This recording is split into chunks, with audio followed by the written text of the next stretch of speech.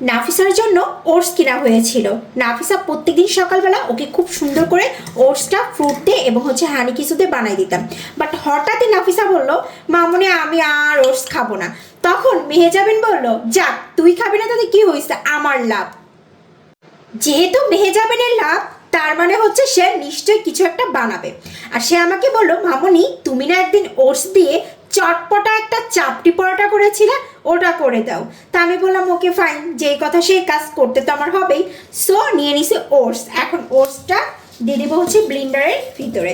বেশ খানিক ওটস রয়েছে, একদম অর্ধেকটা দিয়ে দিলাম, বেশি অর্ধেক অল্প একটু রাখছি যাতে পরে তাকে জোর করে খাওয়াতে পারি। আচ্ছা, এখন দিয়ে দিব আদা কুচি আর জাস্ট 2টা রসুনের কোয়া। তারপরে দিয়ে দিব কাঁচামরিচ। কাঁচামরিচ এখানে বেশ কয়েকটা দিছি আমি, মোট 8টা দিয়েছি মোট, কারণ একটু স্পাইসি টাইপের করব। তারপরে দিয়ে দিব ধনের পাতা কুচি। এটা কিন্তু খুব হেলদি এবং অনেক বেশি টেস্টি হয়। এখন পানি দিয়ে দিব সামান্য পরিমাণের, একদম আদা কুচির বাটিতে পানি দিয়ে দিছি 1 কাপের মতন আর কি, বাটিটা কিন্তু ছোট। এখন এটাকে খুব সুন্দর করে ব্লেন্ডার করে নিয়ে আসি। আমার মিক্সারে দিয়ে ব্লেন্ডার করা ডান। এখন আমি একটা পাত্রে খুব সুন্দর করে ঢেলে নিব। দেন এখান থেকে নিয়ে ফ্রাই প্যানে দিব। এখন আমি লবণ দিয়ে দেবো হাফ চামচের একটু উঁচা উঁচা। যেহেতু ব্লেন্ডার করছি, ব্লেন্ডারের সময় আমি কোনো প্রকারের লবণ দিই নাই। এখন আমি লবণটা দিয়ে খুব ভালোভাবে মিক্সড করে নিব। আমি খুব ভালোভাবে বেটারটা বানাই নিলাম। এই যে লবণ দেওয়ার পরে বেশ 3 থেকে 4 মিনিট খুব ভালোভাবে এভাবে আমি সব কিছু মিক্সড করছি এবং পারফেক্টলি লবণটাও আমার গলে গেছে এবং সব কিছু মিক্সড হয়ে গেছে। আমার ফ্রাই প্যানটা অলমোস্ট গরম হয়ে গেছে। এখন আমি চাপড়িটা দিব।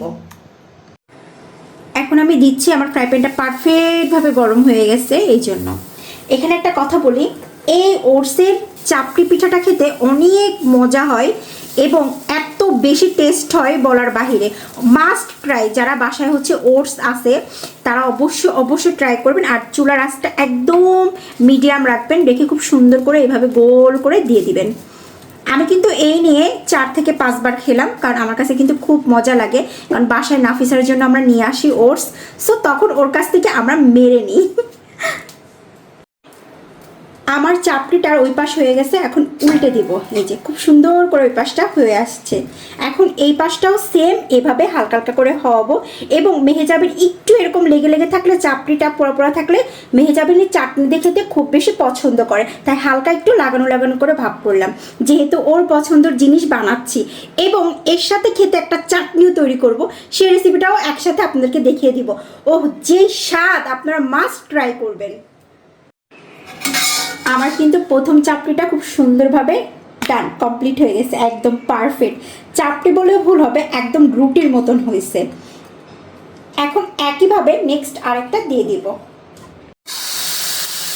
আমি কিন্তু সেমভাবেই সবগুলো বানাই নিব একবারে, না রুটি না চাপড়ি, এটা একদম সেম এভাবেই হয়। খুব সুন্দর করে এটাকে আস্তে আস্তে সরাই দিব। এই চাপটে এবং রুটিটা যখন বানাবেন, বিশ্বাস করেন আপনার ওই দিন চালের আটার রুটি বলেন, তারপরে আটার রুটি বলেন, ময়দার বলেন, কোনোটাই আপনার মুখে ভালো লাগবে না। জাস্ট এটাই খেতে ইচ্ছা করবে বারবার। এখন তো বর্তমান সবার বাসায় ওটসটা থাকে, কারণ অনেকে ডায়েট করেন। সো যারা ডায়েট করেন, ডায়েট করতে করতে যাদের মুখের রুচিটা একদম পরিবর্তন করতে চান, তাদের জন্য কিন্তু এটা একটা খুব ভালো টিপসের চাপটি পরাটা, খুবই মজার ওটসের। আমার ও পিঠটা পারফেক্টলি হয়ে গেছে। এখন এই পিঠটাও হলেই আমি বাদবাকি সবগুলো সেম এভাবে বানিয়ে ফেলবো। আমার কিন্তু অলমোস্ট চাপটি বানানো প্রায় কমপ্লিট। আমি আর 2টা সেমভাবে বানিয়ে নিব। আপনারা আপনাদের পরিমাণ মতন সসটা নেবেন। আমি আমার পরিমাণ মতন নিছি, যেহেতু আমার বাসায় সবাই এই সসটা স্পেশালি খুব পছন্দ করে, এই জন্য। তারপরে দিয়ে দিব আমি এখানে কাঁচামরিচ কুচি। আমি একটু কম দিছি, কারণ নাফিসা খাবে তো, এই জন্য। যদিও নাফিসা খাবে তারপরেও দিছি, কারণ ওর জ্বর মুখে এই চাটনিটা খুব ভালো লাগবে। তারপর দিয়ে দেবো লেবুর রস, একদম পুরো একটা অর্ধেক আর কি, একটা লেবুর অর্ধেক আমি সম্পূর্ণটা এভাবে দিয়ে দিলাম। তারপর দিব বিট লবণ, তারপরে দেব সাদা লবণটা এতটুকু দিব, জাস্ট একটু লবণটা কমই দিব। তারপর এটাকে খুব ভালো করে এটার সাথে মিক্সড করে নিব। এইভাবেই চাটনিটা, এই যে এই সসটা আর কি, একদম সম্পূর্ণভাবে যদি আপনি ওই চাটনিটা দিয়ে খান তাহলে আপনি অন্য একটা লেভেলের দেশে চলে যাবেন, এত মজা হয়। আর যারা ডায়েট করেন অবশ্যই মাস্ট ট্রাই করবেন, বারবারই কিন্তু আমি ভিডিওর প্রথম থেকেই বলতেছি। একদম স্বাদটা চেঞ্জ আসবে তখন মুখে। একদম আমার কমপ্লিট হয়ে গেছে, ওইদিকে আমার চাটনি বানানো শেষ, এখন আমরা সবাই মিলে খাবো। তৈরি হয়ে গেছে মেহেজাবিনের ওটসের চাপড়ি পরোটা। এখন সে টেস্ট করে বলবে যে কেমন হলো। যদিও আগে সে আরেকবার খাইছে, সেটা আমি অন্যভাবে রেসিপি করছিলাম, ওইটাও একদিন আপনাদের সাথে শেয়ার করব।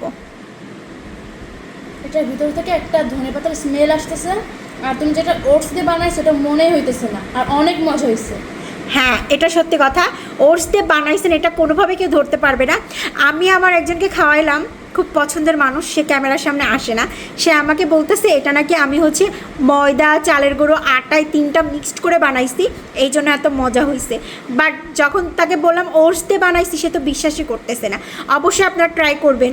আজকের ব্লগটি এই পর্যন্ত, কি সবাই ভালো থাকবেন, আল্লাহ হাফেজ।